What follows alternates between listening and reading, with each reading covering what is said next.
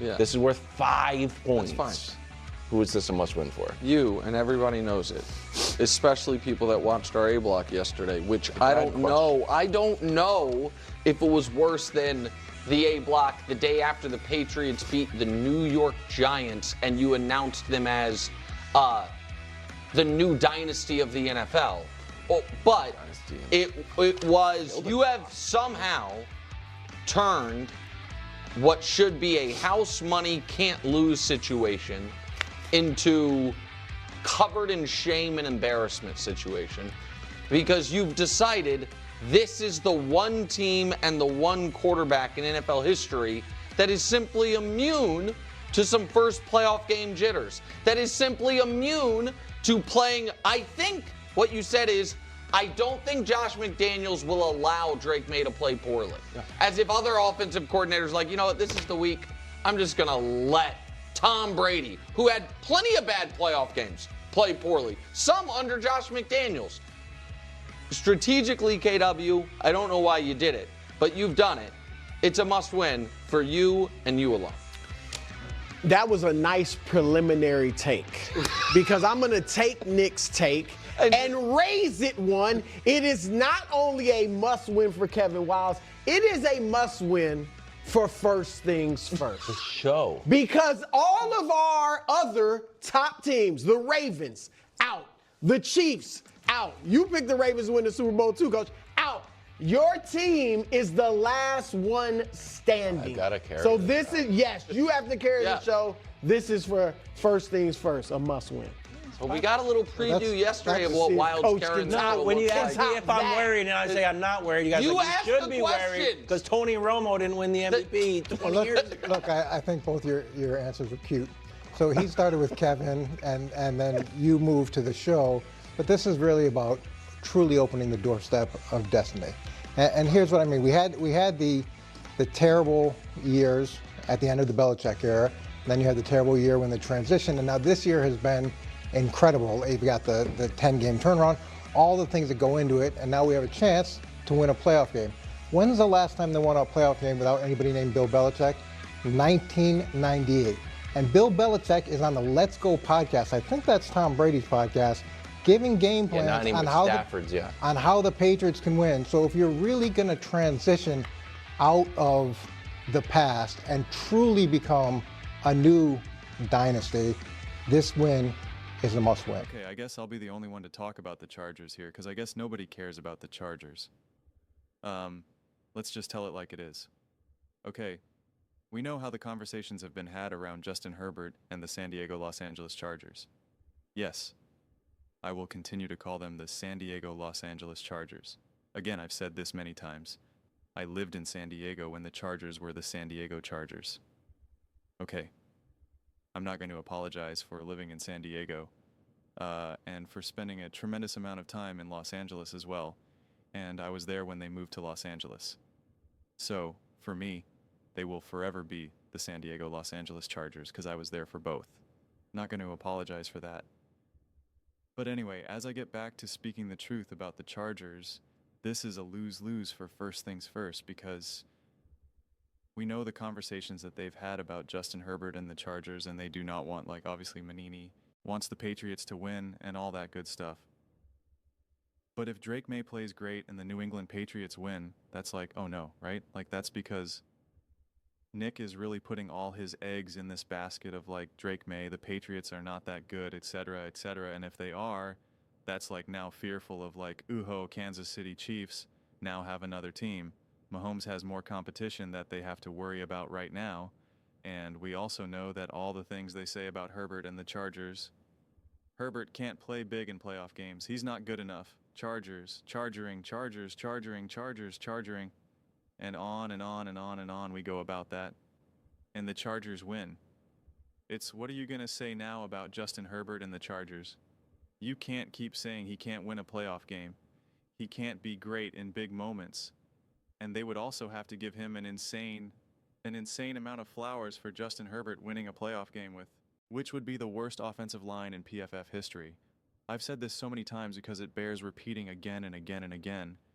Justin Herbert would win a playoff game with a literally historically bad O-line. He he would literally make history, which would be insanely impressive and would be a massive check in the win column for Justin Herbert's legacy, since we're always so obsessed with legacy conversations. And it's like, how do you reconcile with that? How do you keep making fun, all throughout the season? And Nick was like, oh, apparently Al is the most important player for the Chargers, and kept making fun of that. Yet then using the defense of why Mahomes doesn't look as good, because the O-line, I already made those videos. We're not making that video now, but doesn't matter. But what would you how would you make sense of it now? The best way they'd make sense of it is, well, Drake May wasn't that good and the Patriots were untested. They're not that good of a team. And round and round and round and round and round and round we go. So it ends up really being a lose-lose. It's a win-win for me. It's a win-win for me. So I'm feeling great going into this playoff game, honestly. I really am. I'm feeling great. It's just it's a win-win for me. But yeah, it's just funny because even now, Bruce, like, it would be, it's a must-win for this show. It's like we can't have the Chargers win because Nick doesn't, or because Nick obviously doesn't believe in Herbert and the Chargers. Wilds doesn't believe in Herbert and the Chargers. Brew doesn't believe in Herbert and the Chargers, and I don't know Manini's perception of them, but obviously Manini New England makes sense, right? That's he's allowed to have that. He's won Super Bowls with New England, so I think we can give him the benefit of the doubt there. But yeah, it'll just be further evidence that the AFC, I mean, again, that's why it's also like a win-win for me, but also a lose-lose for them. It just becomes further evidence that the AFC is changing. That either Justin Herbert and the Chargers are finally together, connected enough, the right coaching staff, etc., that can win these playoff games now. Can be great. Will be competition for Patrick Mahomes in the AFC. Oh my goodness, in the AFC West. Or that there has been a transition period between the New England Patriots, and it's like, yeah, you do got Mike Rabel, Drake May, Josh McDaniels. Like, yeah, they're now going to be a perennial top competitive team year after year after year. The amount of easy playoff wins that you can bank on is shrinking by the second. The amount of just kind of, hey, yeah, we'll be able to beat the Patriots because it's M. Jones and John Smith out there. And no, yeah, we could beat the Chargers because I don't even know the name of this coach at this time, right now. And yeah, we could beat the Broncos because they got some quarterback who will probably never be a starter ever again. It's like, those days are numbered. Those days not even numbered. They're gone. They don't exist anymore. That's a horrifying situation for people who have gone all in on the invincibility and the dominance and the unrivaled success of Patrick Mahomes and the Kansas City Chiefs, because there was a lot of narrative building around invincibility, and truthfully, both these teams are direct examples to counter that. So that's why, for me, it's a win-win. That's why for them, it's a lose-lose. So either way, I'm excited. Either way, I can't lose. So I'm all for it. But it would be, I'm definitely not putting it as a must-win for the Chargers because truthfully, and I know these are always the games, right? Like, you got to answer the question. You can't play the fence here. I would lean towards it being a must-win for Justin Herbert. Not because he needs to win because of the whole issues that he's been dealing with, but it would be, to me, legacy defining in a way that it would not be for Drake May and the New England Patriots unless they won the Super Bowl. Obviously, if you win the Super Bowl, that changes everything. But we're just talking about this individual game because I do believe that it will be such an amazing accomplishment for Justin Herbert and the Chargers that it's just, I put it in the must-win column because it's an accomplishment that it's like, dude, if you pull this off, you just deserve such an insane amount of credit. And then I will kind of be extend on what Nick said about the Patriots, where it's like, this is more house money, and I think that would be totally fair. This is very much the New England Patriots are the Denver Broncos of last year. Granted, Bo Nix was a rookie.